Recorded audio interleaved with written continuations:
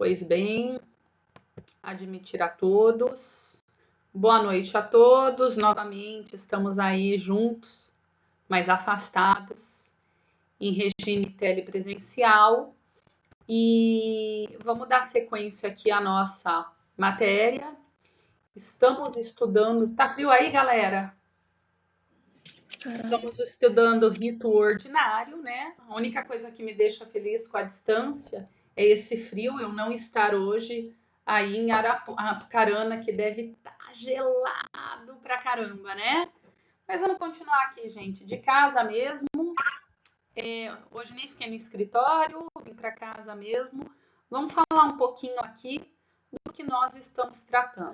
Que vontade aqui. Tô à vontade, e você? Não?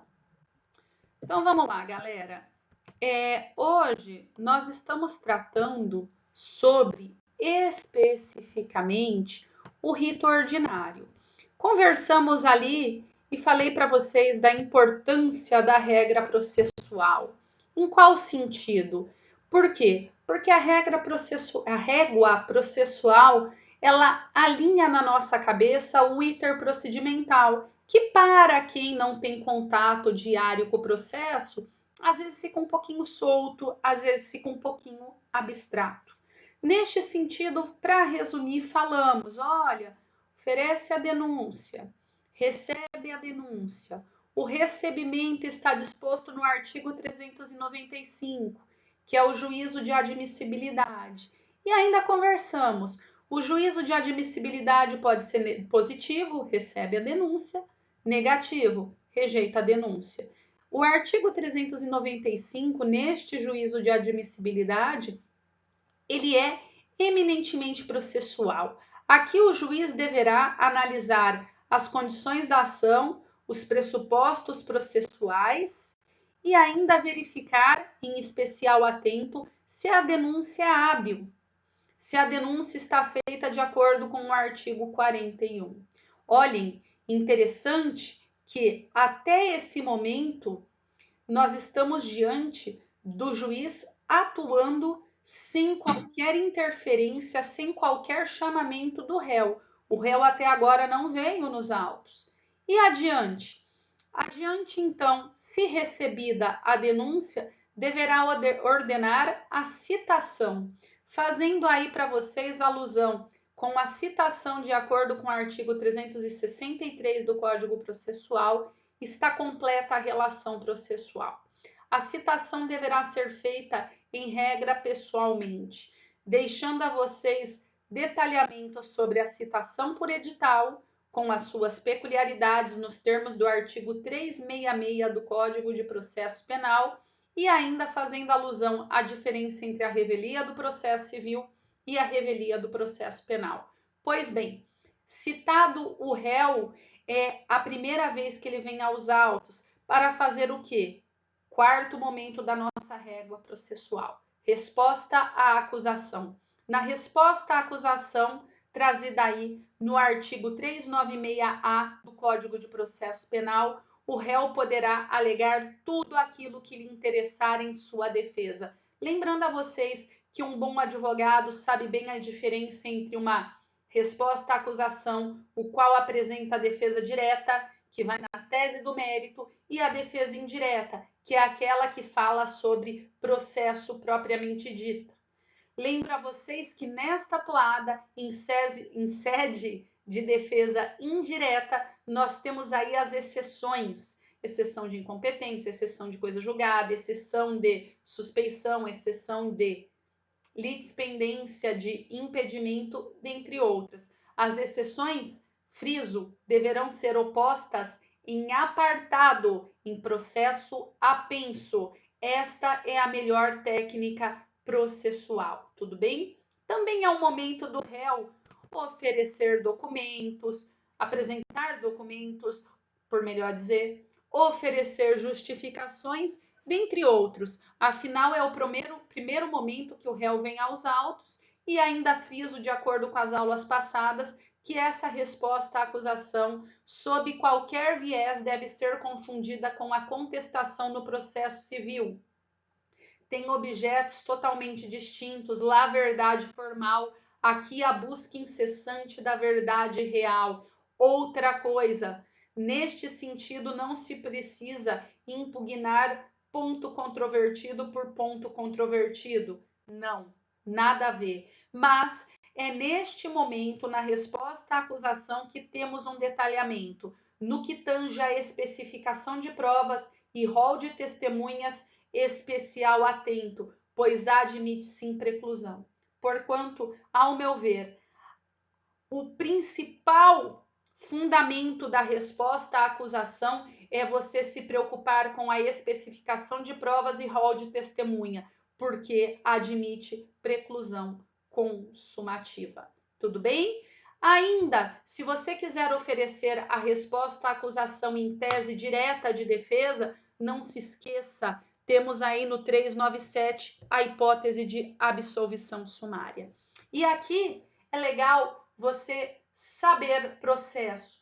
395 fala em causas de rejeição ou não recebimento da denúncia por cunho hipóteses especificamente processuais. Por sua vez, o 397 não. O 397, em regra, faz análise de mérito. Lá a denúncia não é recebida. Aqui nós estamos tratando de absolvição sumária. Absolvição sumária. Pois bem, falamos aí das hipóteses aula passada de absolvição sumária. Manifesta causa excludente de licitude, manifesta causa exculpante de culpabilidade, salvo inutabilidade, e ainda falamos ali de não estar extinta, a punibilidade por qualquer meio, não restar extinta a punibilidade por qualquer meio. A pergunta que eu fiz para vocês ainda só falando um pouquinho do 397, cuidado, tá? Você ainda pode alegar que o fato não constitui crime, ou seja, ocorreu isto, mas não é crime. Isto também é hipótese de absolvição sumária, muito comum, inclusive, em casos em que se acusa por estelionato. Pois bem, muito tênue a linha do que é estelionato e do que é ilícito civil. Por vezes, a denúncia faz estelionato, faz imputação por estelionato, e a defesa fala, não, isso é um ilícito penal, isso é um ilícito meramente civil. Aí não deve ser incidido o direito penal e toda a sua ira punitiva, né? Então, assim, também é hipótese de absolvição sumária. Temos aí no 397 4 hipóteses de absolvição sumária. Revisando, agora, meus amigos, bola para frente, bola para frente. Mas imaginem a nossa régua processual fazendo alusão à marcha processual, ao iter procedimental. Lembro, a marcha processual é progressiva. O processo caminha sempre para frente. Nesta toada, então, é simples. Nós vamos continuar. O nosso exemplo também não veio sendo caso de absolvição sumária. O juiz resolveu, e olhem o nome, instruir o processo. Quando se fala instruir, é porque toda a fase postulatória, oferecimento, recebimento, citação, resposta à acusação, tudo isso já foi. Essa fase inicial, essa fase propriamente formal aí, essa fase escrita, esta fase postulatória foi. Adiante, não sendo caso de absolvição sumária, estamos diante então do início da nova fase procedimental, a fase instrutória. Pois bem, o juiz então resolve instruir o processo. Aí ele vai ter que designar, recebida a denúncia ou a queixa, no que eu trouxe para vocês a título de pergunta do trabalho, da futura formativa. Esclareço, serão diversas perguntas, então eu ainda, para todos que me mandaram mensagem, e foram mais de 30, ainda não foi postada a formativa. Eu vou passando perguntinha por perguntinha em sala de aula para depois a gente ficar mais fácil. Quem quiser ir adiantando. Se não, depois, umas 2 semanas antes, eu abro e jogo lá. Prefiro eu, Natália, que seja feito de maneira paulatina, de maneira didática, até para que seja efetivado o nosso ensino telepresencial. Mas, pois bem, a pergunta era, nesta resposta à acusação, pode ser feito alusão às causas previstas no artigo 395? A resposta é sim. A doutrina e a jurisprudência majoritária entendem que sim. Por quê? Porque lá seria a matéria preliminar, o 395 seria a matéria preliminar, o qual o juiz deveria apreciar. Se ele não apreciou, a matéria pode ser arguida e então revisionada pelo próprio juízo, porque não existe nulidade pro judicato. Não existe nulidade para o juiz, perdão, errei. Não existe preclusão pro judicato. Não existe preclusão para o próprio juiz. Neste sentido, ele pode revisionar o seu ato, uma vez provocado pela defesa. Como assim, professora? Me perdi. Simples. Imaginem vocês que estamos diante de uma ação penal pública condicionada à representação. Mas vejam, o juiz recebeu a denúncia e não se ligou que não houve representação. O instituto condicionante da representação é imprescindível para esta modalidade da ação penal. E imaginem que o promotor não viu, denunciou. O juiz não viu, recebeu a denúncia. Cita o réu. Nossa, ninguém viu. Toca o barco? Nada a ver. Você, como defesa, invoca o 395 e fala, seu juiz, esse é o momento do duplo recebimento da denúncia, em que pese o senhor já tenha recebido a denúncia e tenha feito o juízo do 395, nada impede, Vossa Excelência, que o senhor revise o seu recebimento primário e analise que não tem representação. Também já peguei caso idêntico, análogo a este que estou citando para vocês, e o juiz também falou, com razão a defesa, nulifico o meu próprio ato e rejeito por carência de condição da ação. Não tem problema nenhum. Esta é a perguntinha da formativa que eu quero que vocês delineem, explanem bastante. Tudo bem? Até aqui, alguma dúvida? Que eu tô acelerada, hein? Vocês viram, né?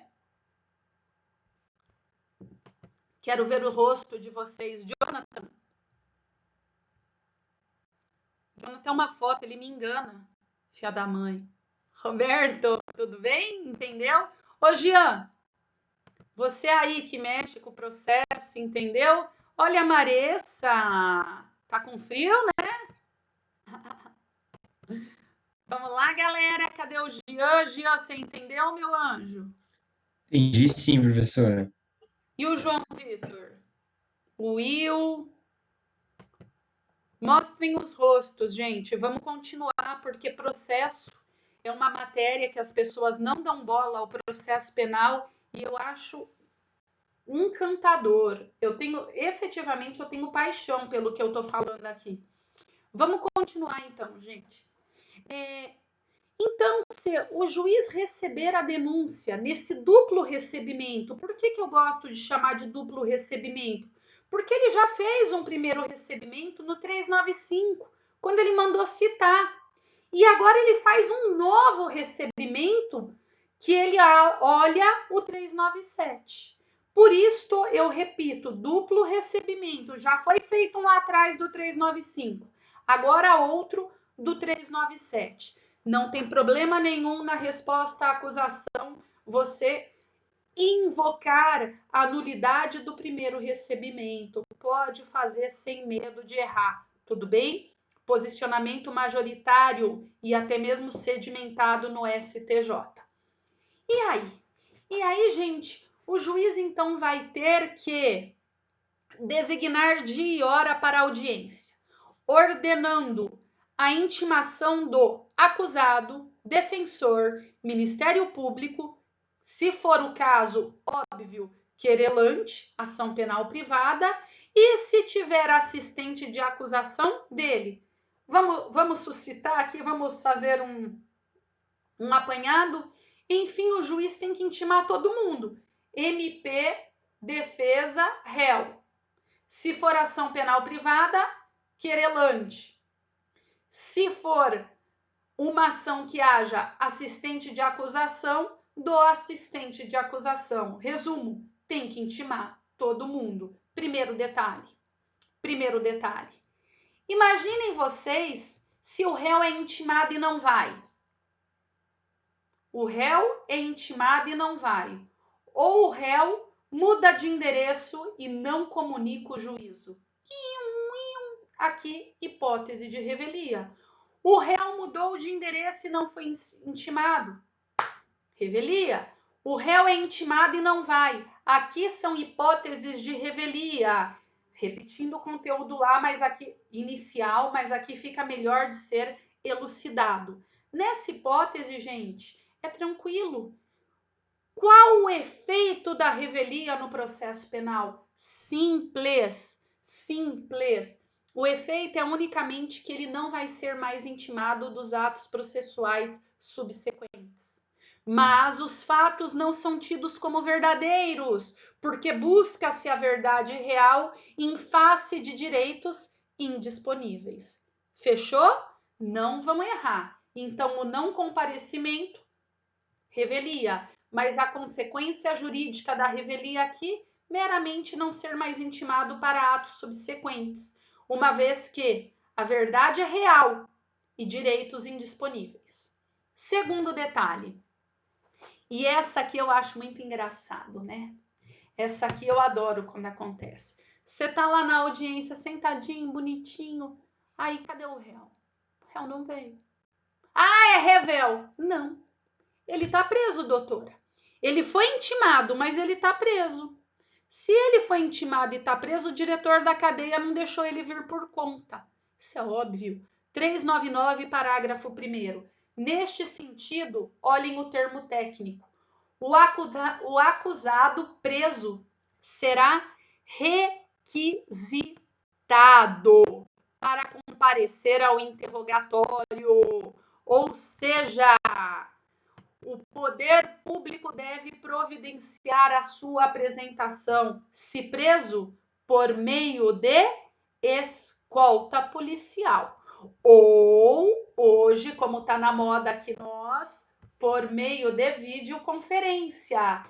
Outro detalhe, peço a vocês para que leiam o Código de Processo Penal, não dá tempo de eu falar dispositivo por dispositivo, óbvio, mas vejam que o Código de Processo Penal traz ali bastante coisa sobre o interrogatório via videoconferência. Não era aplicado, em que pese estivesse na literalidade do Código de Processo Penal, desde 2008, não era aplicado. Todavia, por meio da pandemia que estamos vivendo, está sendo praxe interrogatório via videoconferência e, ao meu ver, a moda chegou para ficar. Tá bom?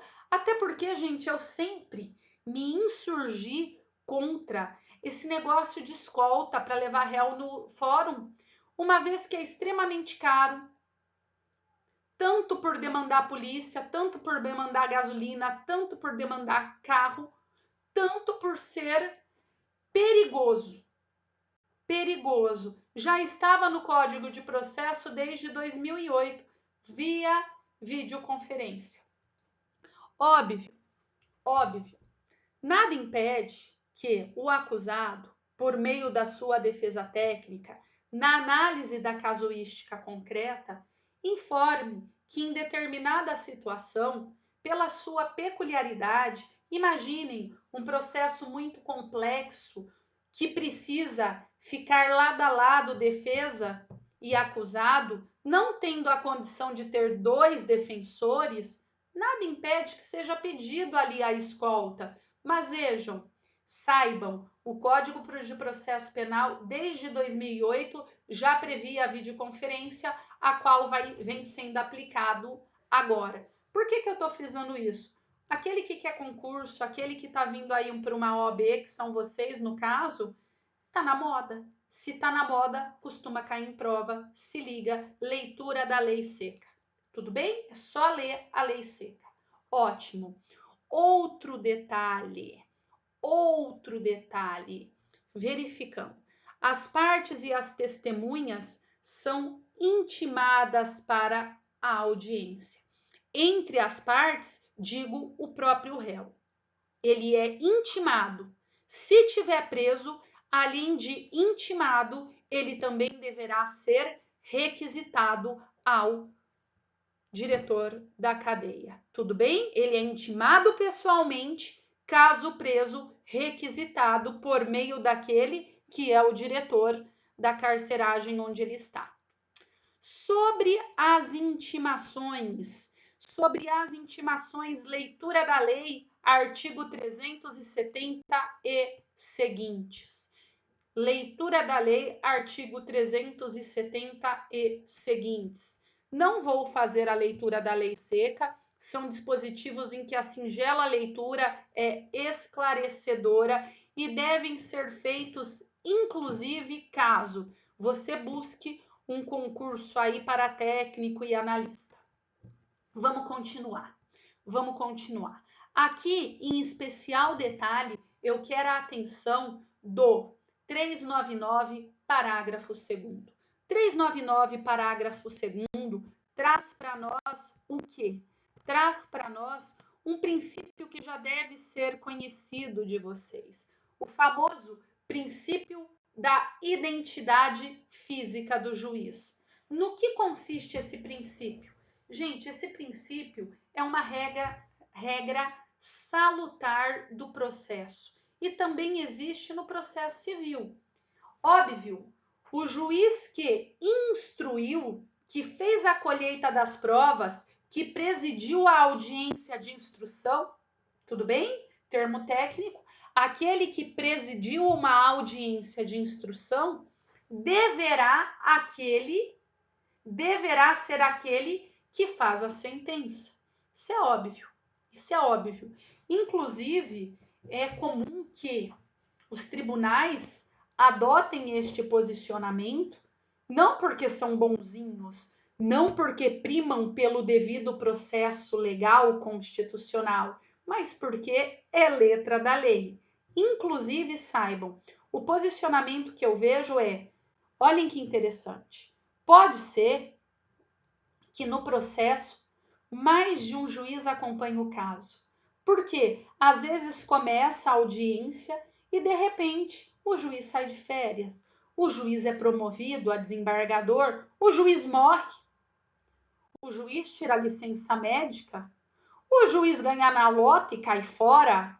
Pode acontecer várias coisas que seriam suficientes para obstar o exercício da magistratura. Se cada vez que um juiz tira férias, que um juiz for promovido, que um juiz tirar licença, que acontece, o juiz vai fazer doutorado fora, se cada vez que isso acontecer não pudesse ter uma sentença, obsta o próprio exercício da magistratura. Nesta toada, imaginem, voltando ao caso que eu trouxe, começou com um juiz, o juiz foi promovido e aí terminou em outro.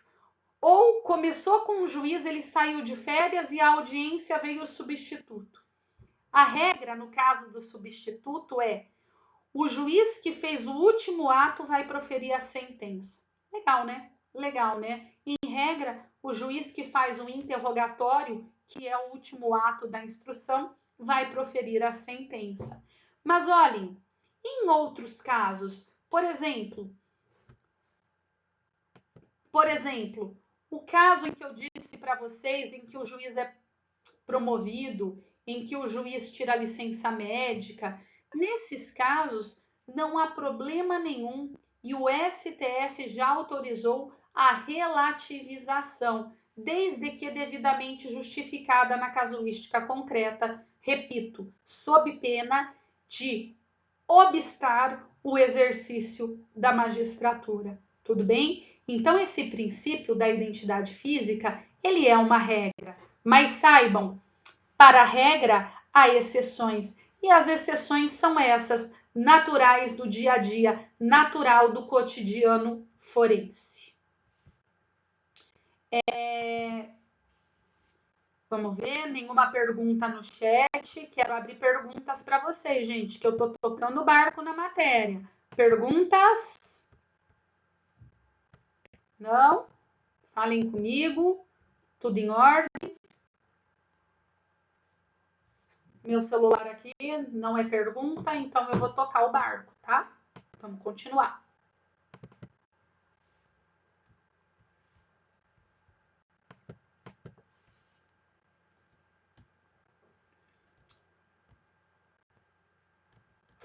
Agora começam umas partes bem legais. Vamos lá, vamos lá. Só um pouquinho. Gente, aqui eu preciso, até arrumei aqui, ó. Isso é bem legal. Eu quero especial atento de vocês. Meninos e meninas, olhinho na tela. Até aumentei aqui. Isso, vamos lá. Olhem, olhem.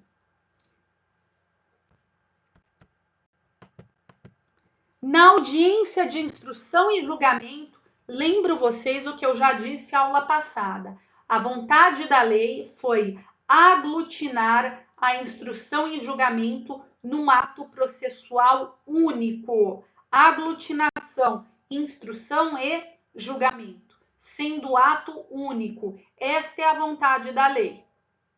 A ser realizada no prazo máximo de grifem 60 dias. Sabe por que eu tô falando grifem 60 dias? Porque vejam, esta é uma diferença dos ritos ordinário, sumário e sumaríssimo. Aqui, da resposta à acusação até a audiência, 60 dias prazo máximo. E no sumário, queda. Queda para quanto? 30, mas depois nós vamos ver. Depois nós vamos ver. Tudo bem? Então tá aí. Prazo 60 dias que o juiz deve realizar. A pergunta que não quer calar. Professora, esse prazo é próprio ou impróprio? Ou seja, qual a consequência jurídica da desobediência deste prazo? Vamos lá? Aqui, meus amigos, depende. Réu preso, réu solto. Aqui depende. Réu preso, só um pouquinho, eu tirei meu vídeo mesmo. Réu preso ou réu solto? Por quê? Obviamente que se não for respeitado o prazo, e a jurisprudência é bem complacente, se não for respeitado o prazo sem justificativa plausível, porque a jurisprudência ela amolece mesmo, ela simplesmente tenta relativizar esse prazo, tenta estender esse prazo, mas tiver sido réu preso e não justificado porque não foi respeitado, obviamente a consequência jurídica é a revogação, ou como outros costumam dizer, o relaxamento da prisão preventiva por excesso de prazo. Tudo bem? Então, o desrespeito desse prazo de modo injustificado culmina em preso preventivo, soltura. E naquele caso em que o réu já está solto, ele está respondendo ao processo em liberdade, consequência jurídica nenhuma. Afinal, o processo fica à mercê meramente da extinção da punibilidade por prescrição, o que demora anos e anos. Então, meus amigos, em caso de réu solto, não temos consequência jurídica nenhuma do desrespeito desse prazo de 60 dias. O que não pode é ultrapassar o prazo prescricional. Até aqui tudo bem? Beleza? Ótimo. E aqui continuando, vai proceder o quê? Olhem a ordem. Tomada de declarações do ofendido. Pois bem, quem é o ofendido? O ofendido é a vítima, é o sujeito passivo. É o sujeito passivo da ação penal, do delito em espécie, certo? Então vamos lá. Eu gosto de falar declarações do ofendido, inquirição de testemunha arrolada pela acusação e pela defesa, nesta ordem. Esclarecimento dos peritos, se houver, uma perícia, e olhem, se houver a perícia e for requerido em momento processual adequado. Lembrem, eu falei para vocês, cuidado, a resposta à acusação, ela tem um detalhe. A especificação de provas e rol de testemunhas, se não for feito, preclui.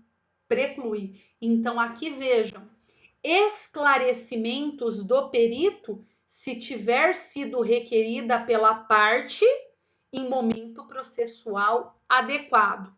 Acareações, reconhecimento de pessoas e coisas e, por fim, interrogatório do acusado. Gente, ou seja, é coisa pra caramba. Vamos lá? Declarações da vítima, se houver. Como assim, professora? Se houver.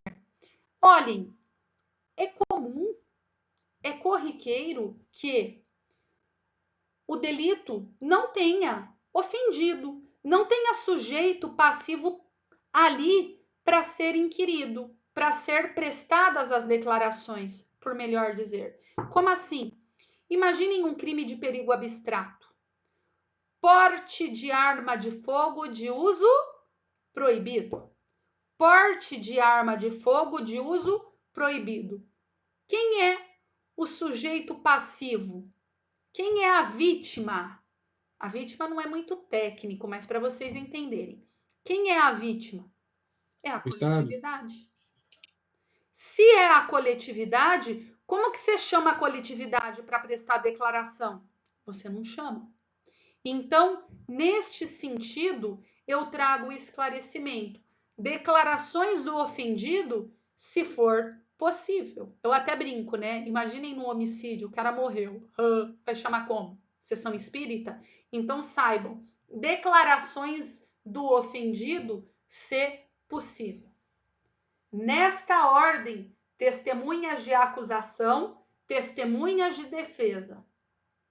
Nesta ordem, esclarecimento do perito, liga o alerta, se requerido pela parte em tempo, em momento processual adequado, porque o esclarecimento do perito não é automático, deve ser especificado como prova. Reconhecimento de pessoas e coisas, por final, interrogatório. Olhem, esta ordem deve ser observada. Esta ordem é obrigatória. Vocês têm que saber. Fechou? Ouve todo mundo, menos o réu, que é o último ato, até o perito. Depois faz reconhecimento de pessoas e coisas e, por fim, interroga. Certo? Detalhe. Gente, obviamente que parágrafo 1º e parágrafo 2º. Obviamente que as provas serão produzidas numa audiência. A regra é a audiência una. O ato processual deve ser uno. Esta é a regra. Não se deve marcar diversas audiências. A regra é fazer tudo de uma vez. até para que a matéria esteja fresca e permita que o juiz já sentencie ali, na hora. Só que o juiz deverá indeferir as provas irrelevantes, impertinentes ou protelatórias. Protelatórias é aquelas que visam nada mais, nada menos do que enrolar o processo. Irrelevantes é aquelas que não são essenciais para o deslinde, para a decisão. E impertinentes é aquelas que não têm adequação ao caso concreto. Tudo bem? Tudo bem? Beleza, vai cair aqui, a gente já volta, tá? Só um pouquinho.